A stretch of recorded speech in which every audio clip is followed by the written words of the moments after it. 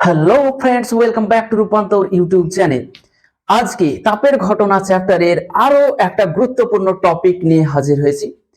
আজকের এই লেকচারে এখন এই মুহূর্তে আমরা আলোচনা করতে চলেছি তাপের পরিবহন নিয়ে। তো সরাসরি আমরা টপিকে চলে যাব যে তাপের পরিবহন কি এবং এটা কেন ঘটে। তো চলো শুরু করি। তাপ পরিবহন, তার আগে একটা কথা বলি যে বলতো জল কেন পরিবাহিত হয়। জল কেন পরিবাহিত হয়? দেখবে যে যদি উচ্চতার পার্থক্য থাকে তবেই কিন্তু জল পরিবাহিত হয়। জলতলের উচ্চতার পার্থক্য থাকলে তবেই জল পরিবাহিত হয়, উঁচু থেকে নিচুর দিকে জল পরিবাহিত হয়। তাহলে জলতলে জল প্রবাহের কারণ কি? জল প্রবাহের কারণ হচ্ছে যে জলতলের উচ্চতার পার্থক্য। কোন জায়গাতে উঁচু আর কোন জায়গায় নিচু হলে জলের ধর্ম কি? উঁচু জলস্তর থেকে নিচের দিকে চলে যাওয়া। ঠিক আছে, সেই রকম তাপ ও পরিবাহিত হতে পারে। তো তাহলে তাপ পরিবহনের কারণ কি? তাপ কেন পরিবাহিত হয়? তো তাপ পরিবহনের কারণ হচ্ছে উষ্ণতার পার্থক্য। কি বললাম? উষ্ণতার পার্থক্য। দুটি বিন্দুতে যদি উষ্ণতার পার্থক্য থাকে তাহলে উষ্ণতর অংশ থেকে শীতলতর অংশে তাপ পরিবাহিত হয়। দেখবে যে একটা লোহার ধরো রডটার এক প্রান্ত উনুনে দিয়ে দিলে আর আরেক প্রান্ত তুমি ধরে আছো।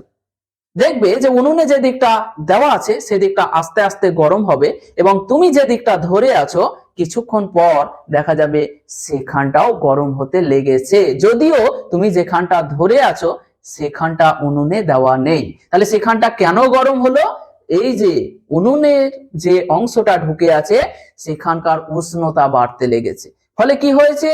তাপ উষ্ণতর অংশ থেকে শীতলতর অংশে পরিবাহিত হতে শুরু করেছে। ফলে তুমি যেখানটা ধরে আছো সেখানটাও আস্তে আস্তে গরম হতে লেগেছে। তাহলে আমরা প্রথমেই জানবো যে তাপ পরিবহনের কারণ কি। তাপ পরিবহনের কারণ কি? তাহলে আমাদের মেন টপিক হচ্ছে তাপ পরিবহন। তো প্রথমেই যেটা জেনে নেব যে তাপ পরিবহনের কারণ। তাপ পরিবহনের কারণ কি? কারণ দুটি বিন্দুতে যদি ধরো এইরকম একটা লোহার দণ্ডই ভাবো, এটা লোহার একটা দণ্ড। যদি লোহার দণ্ডের দুই প্রান্তে উষ্ণতার পার্থক্য থাকে তাহলে কি হবে? উষ্ণতর অংশ থেকে শীতলতর অংশে তাপ চলাচল করতে লাগবে, মানে গরম অংশ থেকে তাপ ঠান্ডা অংশের দিকে যেতে লাগবে। এটা ধরো উষ্ণতা বেশি, উষ্ণতা কম। ঠিক আছে, এদিকটার উষ্ণতা কম, তাহলে তাপ কি হবে? এই দিক থেকে এই দিকে যেতে লাগবে। এই দিকে হবে তাপ পরিবহন। তাপ পরিবহন, এই যে অ্যারোটা দিয়েছি, তীর চিহ্নটা বোঝাচ্ছে যে উষ্ণ অংশ থেকে শীতল অংশের দিকে তাপ পরিবাহিত হতে লাগবে, এইভাবে তাপ যেতে লাগবে। যেমন জল কি হয়? উঁচু অংশ থেকে নিচু অংশের দিকে জল প্রবাহিত হয়। ঠিক একইভাবে উষ্ণতা যেদিকের বেশি সেই দিক থেকে উষ্ণতা যেদিকে কম সেদিকে তাপ পরিবাহিত হবে। তাহলে আমরা তাপ পরিবহনের কারণ জানতে পারলাম। কি কারণ? যে দুটি বিন্দুর মধ্যে যদি উষ্ণতার পার্থক্য থাকে, দুটি বিন্দুর মধ্যে উষ্ণতার পার্থক্য থাকলেই উষ্ণতর অংশ থেকে শীতলতর অংশের দিকে তাপ পরিবাহিত হয়। তাহলে আমরা লিখে ফেলি যে দুটি বিন্দুর মধ্যে উষ্ণতার পার্থক্য থাকলে উষ্ণতর অংশ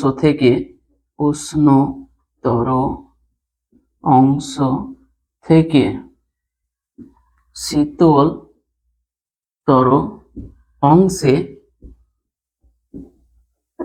তাপ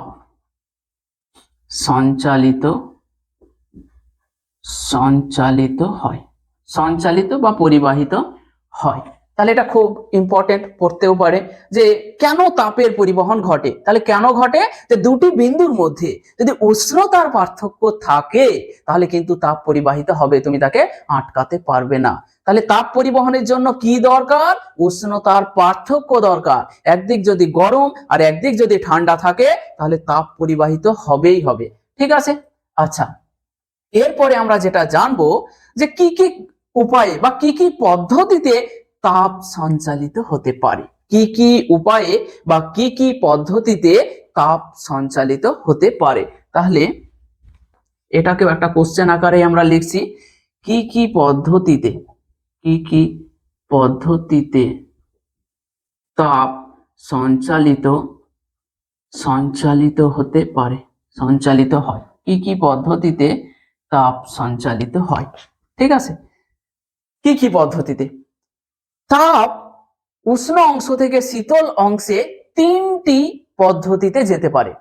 একটা হচ্ছে তাপের পরিবহন, যেটা আমাদের সিলেবাসে আছে, যে তাপের পরিবহন শুধুমাত্র সেটাই সিলেবাসে আছে মাধ্যমিকে। তাহলে তিনটি পদ্ধতিতে তাপ সঞ্চালিত হয়, তিনটি পদ্ধতিতে তাপ সঞ্চালিত হয়। এক নম্বর হচ্ছে পরিবহন পদ্ধতি, তাপের পরিবহন বলে এটাকে, পরিবহন। সেগুলি হলো তাপের পরিবহন,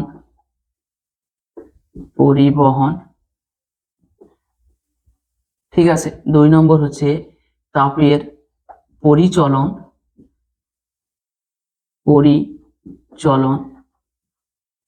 এবং তিন নম্বর হচ্ছে তাপের বিকিরণ।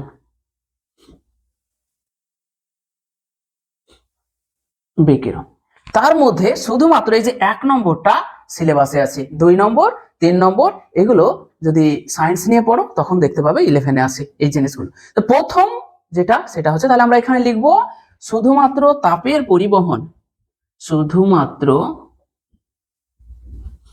তাপের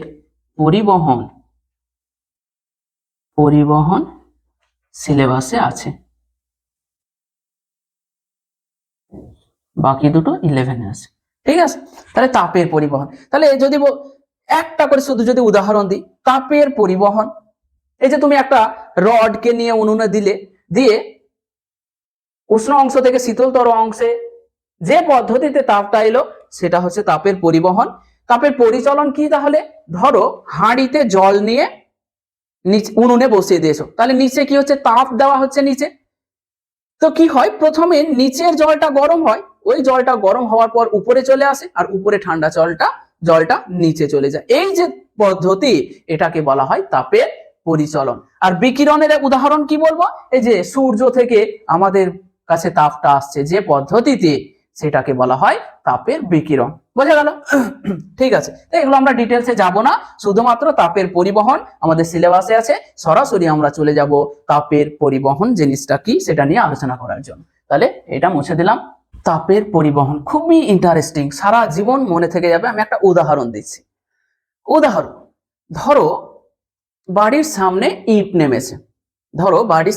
ইট নেমেছে, তোমরা 5 জন কি করলে, এইভাবে একজন মানে এইখানে ধরো ইট নেমেছে, কিছু পরিমাণ ইট নেমেছে, দিয়ে ইটগুলোকে ধরো এইখানে নিয়ে যেতে হবে, এই জায়গাতে ইটগুলোকে নিয়ে যেতে হবে।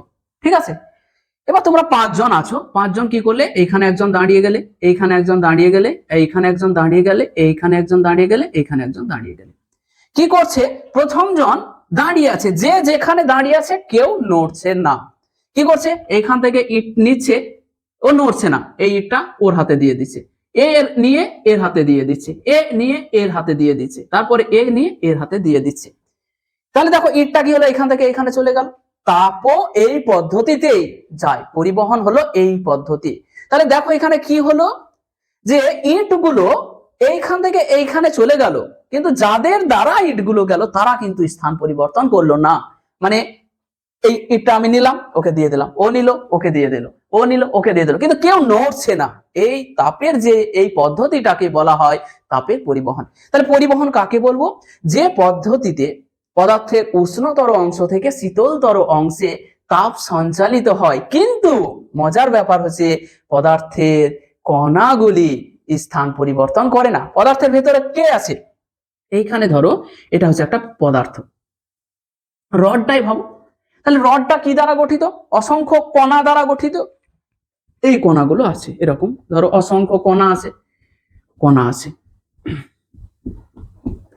কণা আছে, অসংখ্য কণা আছে। আমি ফাঁক ফাঁক করে দেখিয়ে দিলাম, এরকম অসংখ্য কণা আছে। তাহলে যে পদ্ধতিতে পদার্থের উষ্ণতর অংশ থেকে শীতলতর অংশে তাপ সঞ্চালিত হয়, কিন্তু পদার্থের কণাগুলির কোনো স্থান পরিবর্তন ঘটে না, তাপ পরিবহনে বা তাপ সঞ্চালনের সেই পদ্ধতিটাকে বলা হয় তাপের পরিবহন। বোঝা গেল? তাহলে যে পদ্ধতিতে পদার্থের, এরা কি করে? এরা তাপটাকে কি করে? তাপ তো এক ধরনের শক্তি, শক্তিটা শোষণ করে নিলে নিজেদের মধ্যে এ কি করলো? কম্পন সৃষ্টি হলো। এর কম্পনের ফলে এর কাছে গেল শক্তিটা, এর কম্পনের ফলে এর কাছে গেল, তারপরে এর কাছে গেল, এইভাবে তাপটা কি হয়? এই মাথা থেকে এই মাথা পর্যন্ত চলে যায়। এইটাকেই বলা হয় তাপের পরিবহন। তাহলে তাপের পরিবহন কাকে বলবো? যে পদ্ধতিতে পদার্থের উষ্ণতর অংশ থেকে শীতলতর অংশে তাপ সঞ্চালিত হয়, কিন্তু তাহলে দেখো দুটো শর্ত, উষ্ণতর অংশ থেকে শীতলতর অংশে তাপ সঞ্চালিত হচ্ছে, আরেকটা কি? যে পদার্থের গঠনকারী কণাগুলোর কোনো স্থান পরিবর্তন ঘটে না বা স্থান চ্যুতি ঘটে না। এই পদ্ধতিটাকে তাপের পরিবহন বলা হয়। বোঝা গেল? তাহলে আমরা লিখব যে পদ্ধতিতে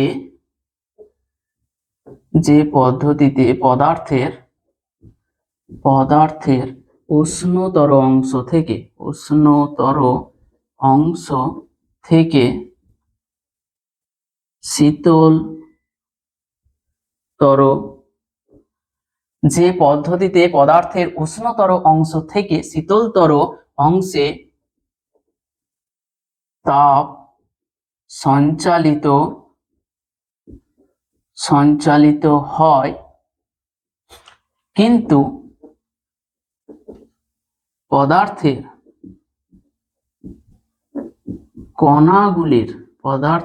কণাগুলির কোনো স্থানচ্যুতি ঘটে না, কোনো স্থান পরিবর্তন হয় না বা স্থান চ্যুতি ঘটে না, তাকে, সেই পদ্ধতিকেই তাপের পরিবহন বলা হয়। সেই পদ্ধতিকে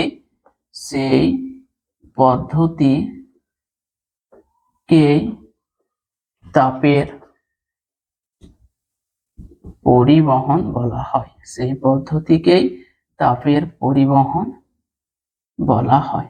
খুবই ইম্পর্টেন্ট, মাধ্যমিকের জন্য একেবারে 100% এই সংজ্ঞাটা পড়ে যে তাপের পরিবহন কাকে বলে বা তাপের পরিবহনের সংজ্ঞা দাও। তাহলে কি বলবে? দেখো দুটো জিনিস শুধু মনে রেখে দাও, যে উষ্ণতর অংশ থেকে শীতলতর অংশে তাপ যাবে, আর পদার্থের কণাগুলির কোনো স্থান পরিবর্তন ঘটবে না।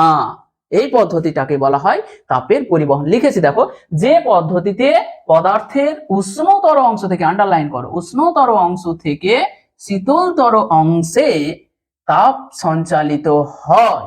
তারপরে দেখো কিন্তুর পরে, কিন্তু পদার্থের কণাগুলির কোনো স্থানচ্যুতি ঘটে না, সেই পদ্ধতিটাকেই তাপের পরিবহন বলা হয়। তাহলে বলো তো তাপের পরিবহনের শর্ত কি বা তাপ পরিবহনের শর্ত কি? দুটো শর্ত, এই যে সংজ্ঞাতে দিয়েছি, ওই দুটোই শর্ত।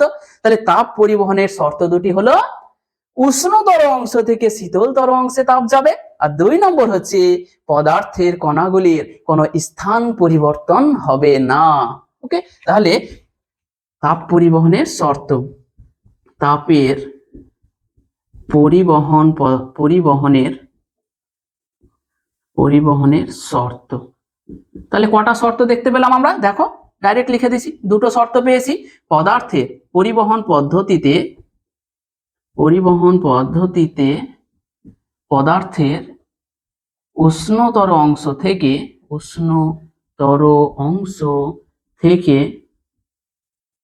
থেকে শীতলতর অংশে তাপ সঞ্চালিত হয়। হলো 1 নম্বর। 2 নম্বর কি বলবো, যে পরিবহন পদ্ধতিতে পদার্থের কণাগুলির কোনো স্থান পরিবর্তন ঘটে না। তাহলে পরিবহন পদ্ধতিতে পদার্থের কণাগুলির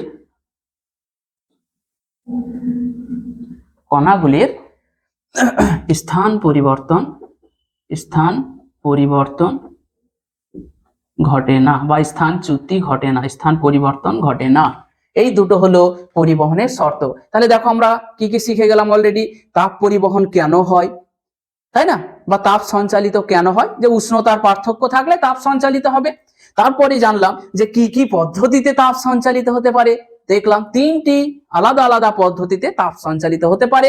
1 নম্বর হচ্ছে তাপের পরিবহন, 2 নম্বর হচ্ছে তাপের পরিচলন, 3 নম্বর হচ্ছে তাপের বিকিরণ।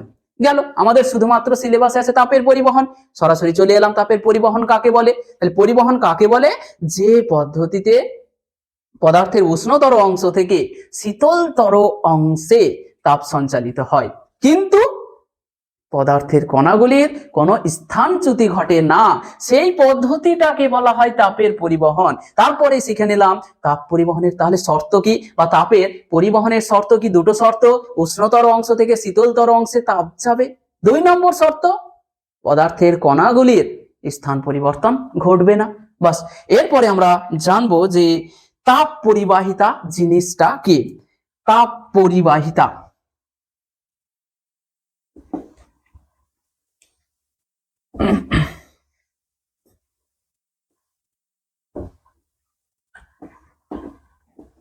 তাপ পরিবাহিতা, তাপ পরিবাহিতা।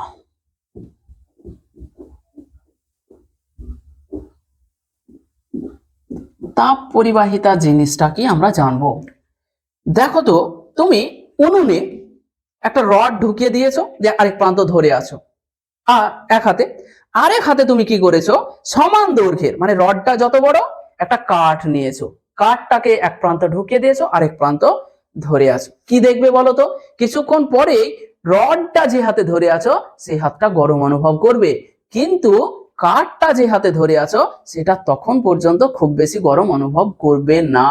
তার কারণটা কি বলতো, যে লোহার মধ্য দিয়ে সহজে তাপ চলে আসতে পারলো, কিন্তু কাঠের মধ্য দিয়ে তাপটা খুব সহজে আসতে পারলো না। তাহলে আমরা কি বুঝতে পারলাম এখানে, যে বিভিন্ন পদার্থের তাপ পরিবহনের ক্ষমতা বিভিন্ন, তাই না, যে সব পদার্থের তাপ পরিবহনের ক্ষমতাটা সমান নয়। এই যে তাপ পরিবাহিতা হেডিং করেছি, কোন পদার্থের তাপ পরিবহনের ক্ষমতাকেই পদার্থটির তাপ পরিবাহিতা বলা হয়। মানে যার মধ্য দিয়ে যত বেশি তাপ যেতে পারবে তার তাপ পরিবাহিতা তত বেশি। বোঝা গেল? তাহলে কোন পদার্থের তাপ পরিবহনের ক্ষমতাকেই পদার্থটির তাপ পরিবাহিতা বলা হয়। ঠিক আছে, তাহলে কোন পদার্থের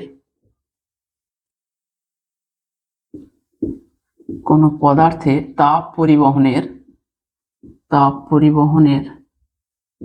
ক্ষমতাকে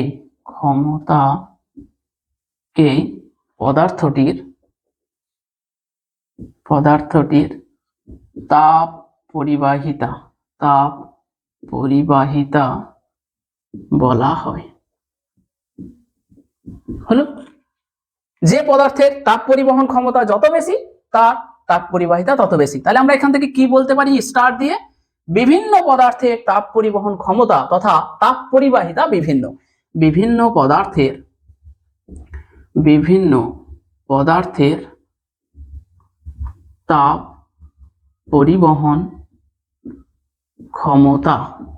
পরিবহন ক্ষমতা এটাকে কি বলা হয়, তাপ পরিবাহিতা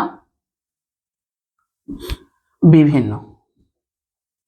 মানে সব পদার্থের তাপ পরিবহন ক্ষমতা একই নয়, সব পদার্থের তাপ পরিবহন ক্ষমতা, সব পদার্থের তাপ পরিবহন ক্ষমতা একই নয়। বিভিন্ন পদার্থের তাপ পরিবহন ক্ষমতা বা তাপ পরিবাহিতা বিভিন্ন হয়।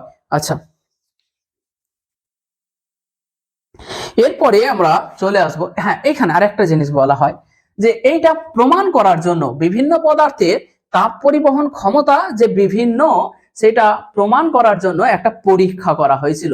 সেই পরীক্ষাটার নাম কিন্তু কোশ্চেন আসে যে কোন পরীক্ষার দ্বারা প্রমাণিত হয় যে বিভিন্ন পদার্থের তাপ পরিবহন ক্ষমতা বিভিন্ন। আমি পরীক্ষাটা নিয়ে আলোচনা করতে যাব না, এখান থেকে যে কোশ্চেনটা আসে সেই কোশ্চেনটা বলে দিচ্ছি। তাহলে এইখানে একটা ছোট্ট একটা কোশ্চেন, কোন পরীক্ষার দ্বারা প্রমাণিত হয় যে বিভিন্ন পদার্থের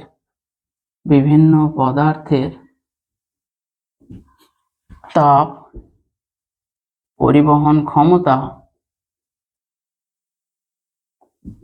বিভিন্ন। এটা কোশ্চেন পড়ে, এই কোশ্চেনটা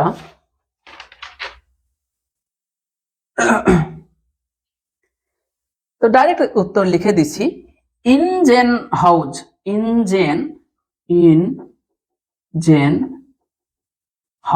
মানে দুজন বিজ্ঞানীর নাম। ইনজেনহাউজ পরীক্ষার দ্বারা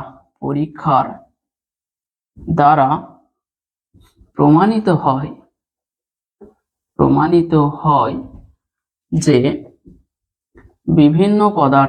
বিভিন্ন পদার্থের তাপ পরিবহন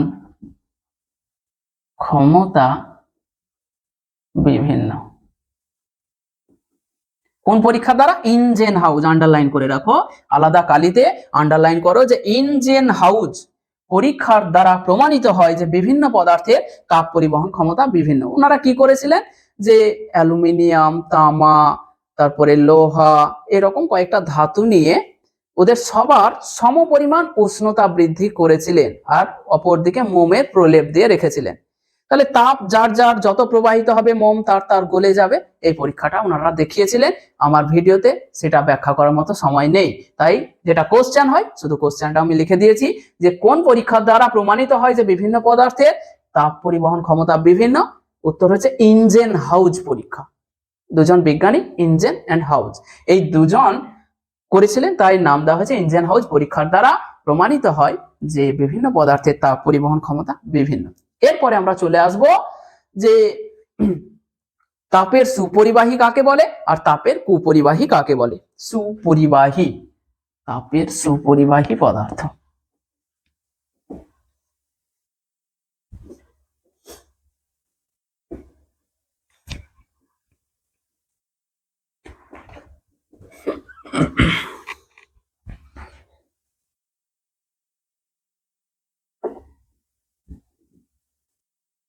তাপের সুপরিবাহী,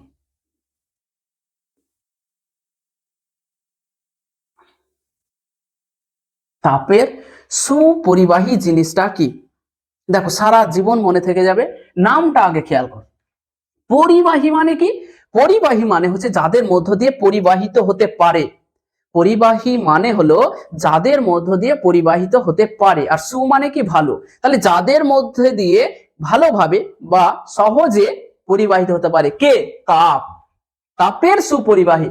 তাহলে আমরা বলবো যেসব পদার্থের মধ্য দিয়ে খুব সহজেই তাপ পরিবাহিত হতে পারে তাদেরকে তাপের সুপরিবাহী বলা হয়। পরিবাহী মানে পরিবাহিত হতে পারে যাদের মধ্য দিয়ে, আর সু মানে ভালো।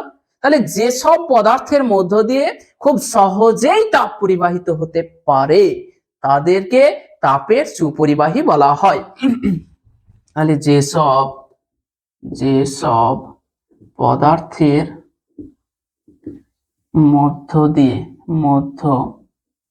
দিয়ে খুব সহজেই তাপ পরিবাহিত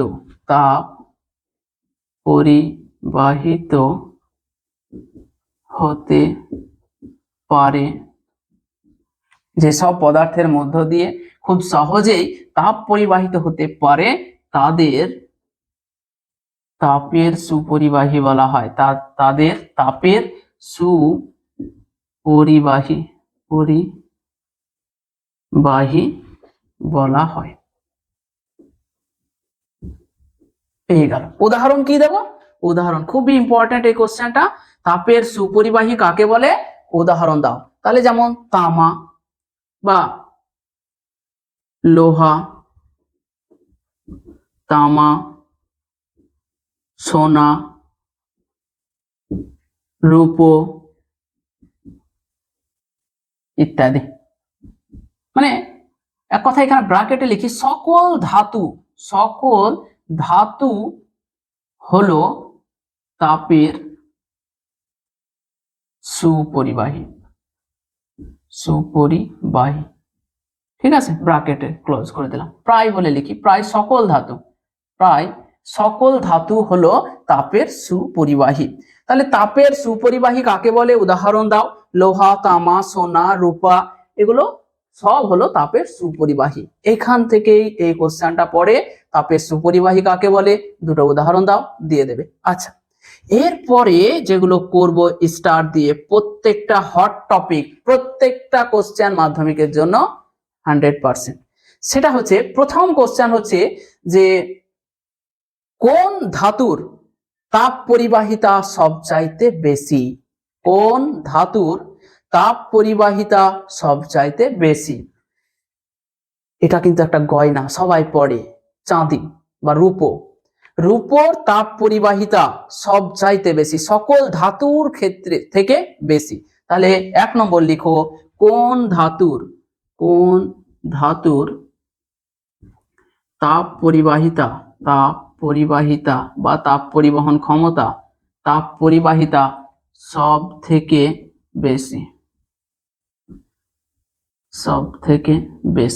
তাহলে কি লিখবো? ডাইরেক্ট রূপোর তাপ পরিবাহিতা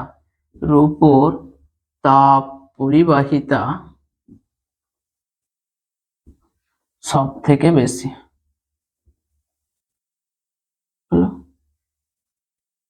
রূপোর তাপ পরিবাহিতা সব থেকে বেশি। আর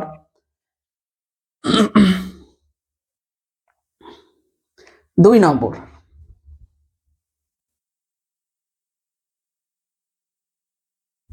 একটি সুপরিবাহী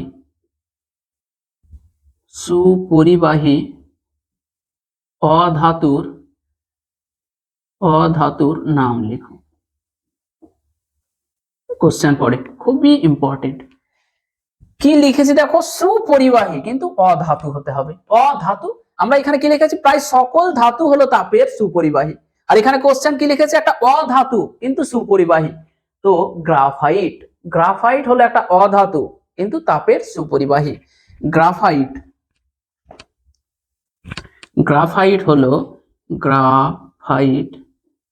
হলো অধাতু কিন্তু তাপের সুপরিবাহী। প্রত্যেকটা কোশ্চেন মাধ্যমিকের জন্য ইম্পর্টেন্ট। আন্ডারলাইন গ্রাফাইট, ঠিক আছে, এখানে আন্ডারলাইন রূপো। তারপরে হচ্ছে যে একটা তরল সুপরিবাহীর নাম লেখো। তরল সুপরিবাহী কিন্তু তরল, ঠিক আছে। তো লিখে দিচ্ছি এখানে,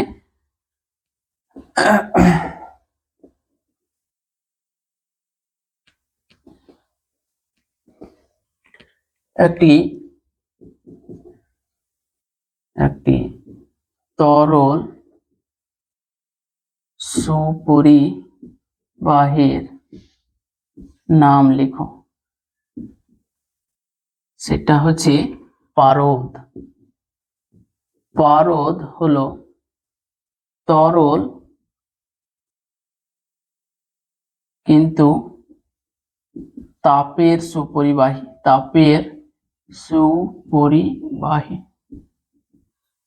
একটি তরল সুপরিবাহীর নাম লিখো, তাহলে সেটা হলো পারদ। এরপরে আমরা সরাসরি যেটা চলে আসবো সেটা হচ্ছে কুপরিবাহী পদার্থ কাকে বলে? কু মানে কি? খারাপ।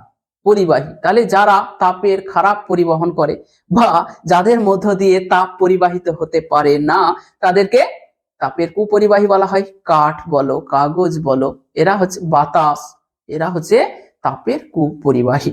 তাহলে তাপের কুপরিবাহী। তাহলে এইখানে তোমরা একটা জিনিস লিখো, রূপোর তাপ পরিবহন ক্ষমতা সবচাইতে বেশি, তারপরে হচ্ছে তামা, তারপরে হচ্ছে রূপো, তামা গেল, অ্যালুমিনিয়াম, অ্যালুমিনিয়াম, তারপরে হচ্ছে লোহা। খুব ইম্পর্টেন্ট। তাপ পরিবহন ক্ষমতার ক্রম হলো তাপ, এখানে লিখো তাপ পরিবহন ক্ষমতার ক্রম হলো, ক্রম বা অর্ডার, রূপো সবচাইতে বেশি, তারপরে তামা, তারপরে অ্যালুমিনিয়াম, তারপরে হচ্ছে লোহা। একবারে বক্স করে রেখে দাও, অন্য কালিতে বক্স করো। এরপরে আমরা আসবো তাপের কুপরিবাহী কাকে বলে? তাপের কুপরিবাহী, কুপরিবাহী কি? তাপের কুপরিবাহী, তাহলে সরাসরি বলে দিচ্ছি, যেসব পদার্থের মধ্য দিয়ে সহজে তাপ পরিবাহিত হতে পারে না তাদেরকে বলা হয় তাপের কুপরিবাহী। যেসব পদার্থের মধ্য দিয়ে সহজে তাপ পরিবাহিত হতে পারে না, হতে পারে না তাদের তাপের কুপরিবাহী বলা হয়। তাদের তাপের কুপরিবাহী বলা হয়। উদাহরণ দিতে বললে কাঁচ, কাঠ, কাগজ, বায়ু, বুঝা গেল? কাঁচ, কাঠ, কাগজ, বায়ু ইত্যাদি। তাহলে যেসব পদার্থের মধ্য দিয়ে সহজে তাপ পরিবাহিত হতে পারে না তাদের কুপরিবাহী বলা হয়। হলো।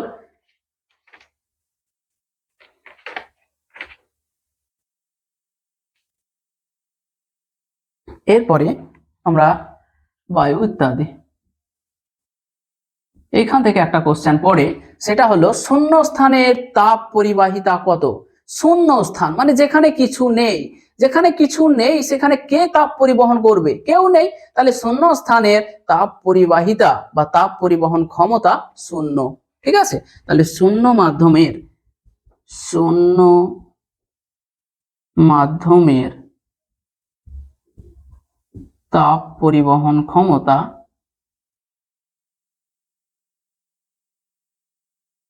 তাপ পরিবহন ক্ষমতা শূন্য।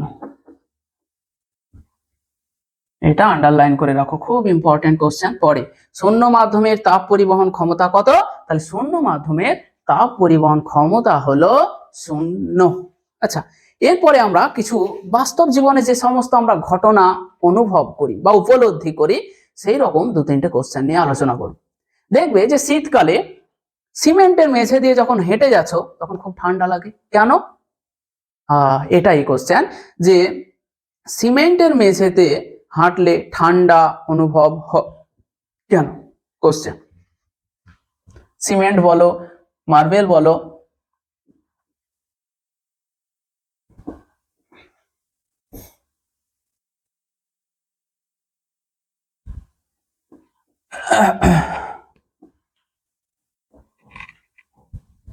কোশ্চেন খুব ইম্পর্টেন্ট মাধ্যমিকের জন্য। কি? সিমেন্টের মেঝে বা মার্বেলের মেঝেতে খালি পায়ে হাঁটলে ঠান্ডা অনুভূতি হয় কেন? কেন হয় বলো তো, কেন হয়? সিমেন্টের মেঝে বা মার্বেলের মেঝে হলো তাপের সুপরিবাহী, মানে ওদের মধ্য দিয়ে তাপ পরিবাহিত হতে পারে। এবার তুমি যখন খালি পায়ে ড্যাং ড্যাং করে সিমেন্টের মেঝে দিয়ে যাচ্ছ বা মার্বেলের মেঝে দিয়ে যাচ্ছ, তখন কি হচ্ছে যে তোমার শরীর থেকে তাপ সিমেন্টের মেঝেতে প্রবাহিত হচ্ছে, চলে যাচ্ছে। এই যে তাপ শরীর থেকে বাইরে বেরিয়ে যাচ্ছে, এটাতেই আমাদের ঠান্ডার অনুভূতিটা সৃষ্টি হয় বা ঠান্ডার অনুভূতি আমরা অনুভব করি। বোঝা গেল? তাহলে সিমেন্টের মেঝে বা মার্বেলের মেঝে হলো তাপের সুপরিবাহী। তাই সিমেন্টের মেঝে বা মার্বেলের মেঝের উপর দিয়ে খালি পায়ে হাঁটলে শরীর থেকে তাপ খুব সহজে মেঝেতে চলে যায়, ফলে ঠান্ডা অনুভূতির সৃষ্টি হয়। বাস, হয়ে গেল। সিমেন্টের মেঝে বা মার্বেলের মেঝে হলো তাপের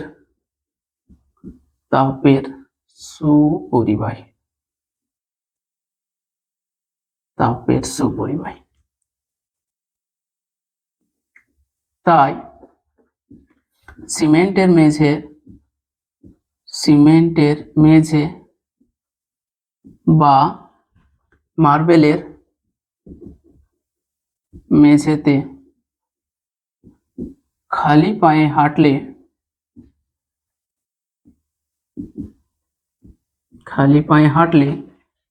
খুব সহজেই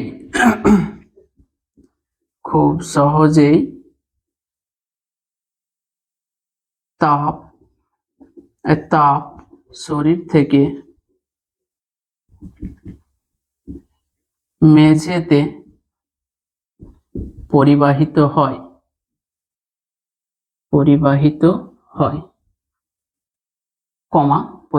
হয়, এই জন্যই ঠান্ডা অনুভূতির সৃষ্টি হয়। কি লিখেছি দেখো, সিমেন্টের মেঝে বা মার্বেলের মেঝে হলো তাপের সুপরিবাহী। তাই সিমেন্টের মেঝে বা মার্বেলের মেঝেতে খালি পায়ে হাঁটলে খুব সহজেই তাপ শরীর থেকে মেঝেতে পরিবাহিত হয়, শরীর থেকে মেঝেতে তাপ চলে যাচ্ছে, এই জন্যই ঠান্ডা অনুভূতির সৃষ্টি হয়। এটা গেল 1 নম্বর কোশ্চেন। 2 নম্বর কোশ্চেন হচ্ছে যে দেখবে যে শীতকালে পশমের পোশাক পরলে বেশি গরম লাগে সুতির জামা থেকে বা সুতির পোশাক থেকে।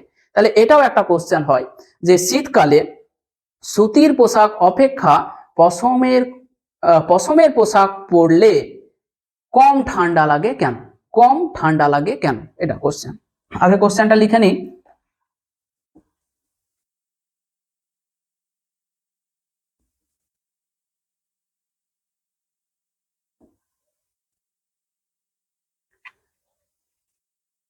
লেখো কোশ্চেন, শীতকালে পশম বা উল পশমের পোশাক পরলে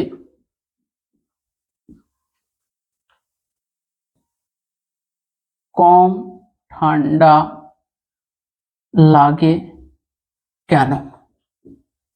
কোশ্চেন।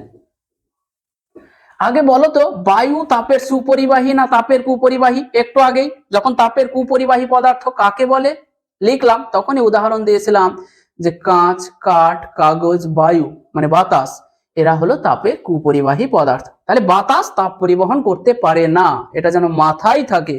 বাতাস কি করতে পারে না? তাপ পরিবহন করতে পারে না। দেখো, শীতকালে পশমের পোশাক পরলে কম ঠান্ডা লাগে, এর কারণ পশমের পোশাকে দেখবে যে সূক্ষ্ম সূক্ষ্ম অনেক ছিদ্র থাকে, ফাঁক ফাঁক ফাঁক ফাঁক ফাঁক ফাঁক থাকে, উলের পোশাক দেখলে দেখতে পাবে। এবার ওই ফাঁকা বা সূক্ষ্ম সূক্ষ্ম যে ছিদ্রগুলো থাকে, সেই ছিদ্রগুলোতে কি হয় বলতো? বাতাস ঢুকে বসে থাকে, বাতাস ঢুকে বসে আছে। এবার বাতাস তো তাপের কুপরিবাহী হওয়ায় তোমার শরীর থেকে তাপকে কিন্তু বেরিয়ে আসতে দেয় না, বাইরে বেরিয়ে আসতে দেয় না। আর তাপ না বেরোলে তো তোমাকে ঠান্ডা লাগবে না। বোঝা গেল? তাহলে পশমের পোশাকে পোশাকে অসংখ্য সূক্ষ্ম সূক্ষ্ম ছিদ্র থাকে, সূক্ষ্ম সূক্ষ্ম ছিদ্র থাকে। এই ছিদ্রগুলো, এই সূক্ষ্ম ছিদ্রগুলো, সূক্ষ্ম ছিদ্রগুলো বায়ু দ্বারা আবদ্ধ থাকে, আবদ্ধ থাকে। আমরা জানি, কি জানি, বায়ু হলো তাপের কুপরিবাহী, কুপরিবাহী বা বায়ু তাপের কুপরিবাহী হওয়ায়,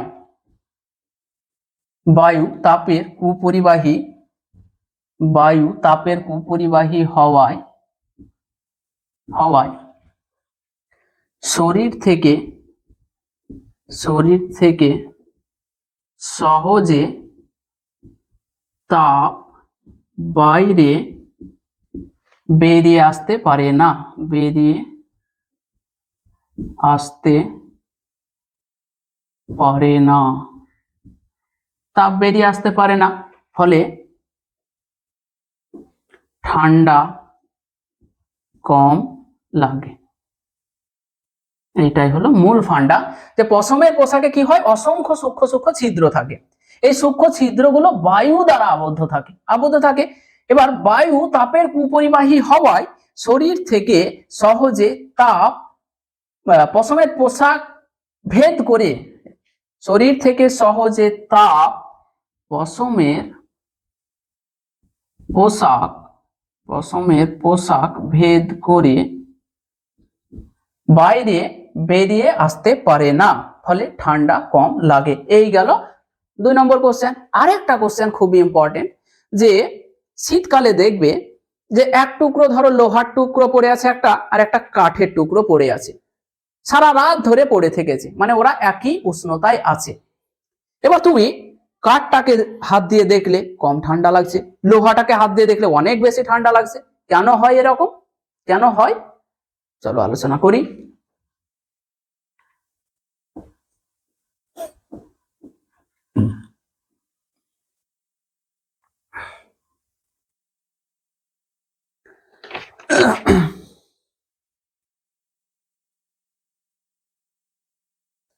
তাহলে কোশ্চেনটা হচ্ছে, শীতকালে পাশাপাশি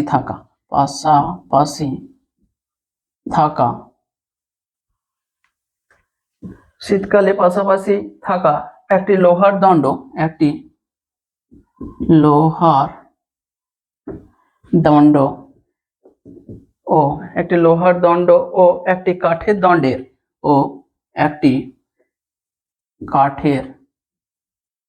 দণ্ডের উষ্ণতা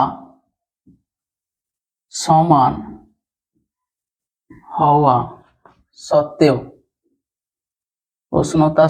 হওয়া সত্ত্বেও লোহার দণ্ডটিকে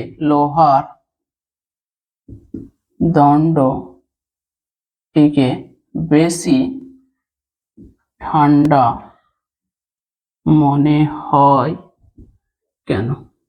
ঠান্ডা মনে হয় কেন?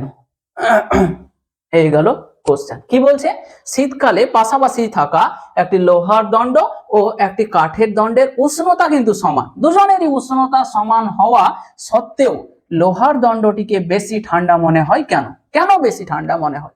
তাহলে দেখো, একটা লোহা পড়ে আছে, একটা কাঠ পড়ে আছে, তুমি কাঠটাকে স্পর্শ করলে, তো কাঠ তো তাপের কুপরিবাহী হওয়ায় তোমার শরীর থেকে তাপ কাঠে যেতে পারলো না, ফলে তোমাকে ঠান্ডা লাগলো না। কিন্তু লোহাটাকে যখন তুমি স্পর্শ করলে, লোহা তাপের সুপরিবাহী, একেবারে কি হয়ে গেল, শরীর থেকে তাপ লোহার মধ্যে চলে গেল, ফলে তোমার ঠান্ডার অনুভূতিটা সৃষ্টি হলো। এই জন্যই লোহাটাকে স্পর্শ করলে বেশি ঠান্ডা মনে হয়। বোঝা গেল? তাহলে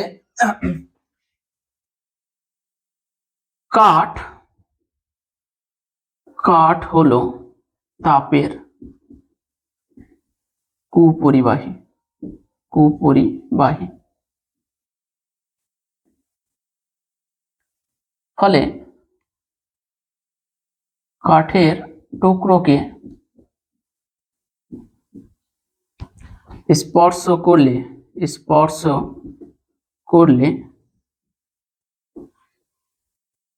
শরীর থেকে তাপ কাঠের মধ্যে যেতে পারে না হলো। কিন্তু লোহা তাপের সুপরিবাহী হওয়ায়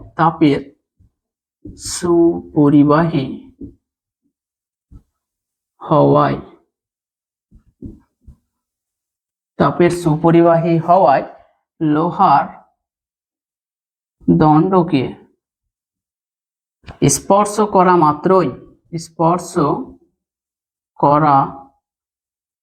মাত্রই শরীর থেকে খুব সহজে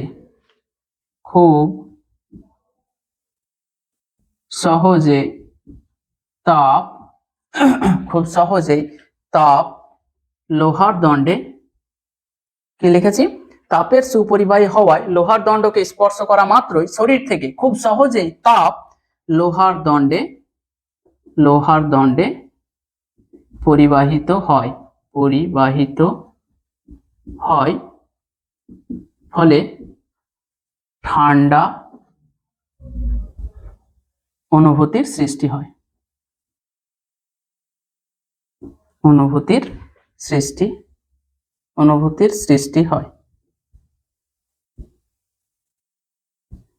বোঝা গেল? এই জন্যই কি হয়, পাশাপাশি থাকা লোহার দণ্ড এবং কাঠের দণ্ডের উষ্ণতা সমান হওয়া সত্ত্বেও লোহার দণ্ডটিকে বেশি ঠান্ডা মনে হয়। দেখো, কাঠ হলো তাপের কুপরিবাহী, ফলে কাঠের টুকরোকে স্পর্শ করলে শরীর থেকে তাপ কাঠের মধ্যে যেতে পারে না। কিন্তু লোহা তাপের সুপরিবাহী হওয়ায় লোহার দণ্ডকে স্পর্শ করা মাত্রই শরীর থেকে খুব সহজেই তাপ লোহার দণ্ডে পরিবাহিত হয়, ফলে ঠান্ডা অনুভূতির সৃষ্টি হয়। এই জন্যই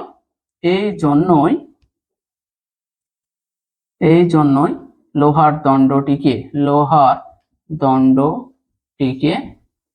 বেশি ঠান্ডা মনে হয়। বোঝা গেল? তাহলে এই গেল পুরো তাপের পরিবহন কেন হয় সব কিছু। আর এই যে লাস্টে যে 3টে কোশ্চেন করলাম, এই 3টে থেকে একটা কোশ্চেন মাধ্যমিকে আসছে। ঠিক আছে, তাহলে তোমরা এই লেকচারটা রেডি করো। পরের লেকচারটা খুবই একটা গুরুত্বপূর্ণ টপিক নিয়ে আসছি, সেটা হলো তাপ পরিবাহিতাঙ্ক। আর এই লেকচারটা তোমাদের কেমন লাগলো সেটা কমেন্ট করে অবশ্যই জানিয়ে দাও। তো আজকের লেকচার এখানেই শেষ।